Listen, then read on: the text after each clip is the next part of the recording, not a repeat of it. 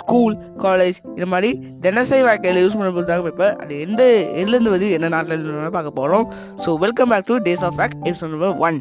இப்போ நம்ம தினசரி வாழ்க்கையில் யூஸ் பண்ணுற பேப்பர் என்ன நாட்டில் இருந்தாங்க பார்ப்போம். ஸோ ஒரு 6 வருஷம் முன்னாடி சைனாவில் இந்த பேப்பர்னு சொல்லிட்டு ஒன்று கண்டுபிடிச்சாங்க.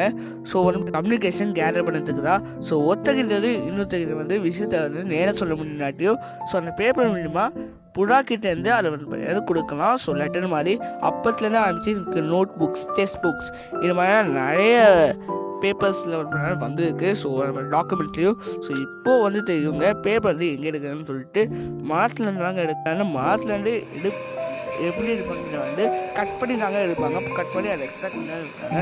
ஸோ இப்போ தெரிஞ்சுங்க மரத்தை ஸோ பேப்பர் ஏன் வேஸ்ட் பண்ண முடியாது சொல்லிட்டு நம்ம ட்ரீஸை சேவ் பண்ணுறதுக்கு முன்னாடி நம்ம பேப்பர்ஸ் மட்டும் சேவ் பண்ணணும் வச்சுக்கோங்க. நம்ம அடுத்த தலைமுறைக்கு ட்ரீஸ் தேவைப்படும்.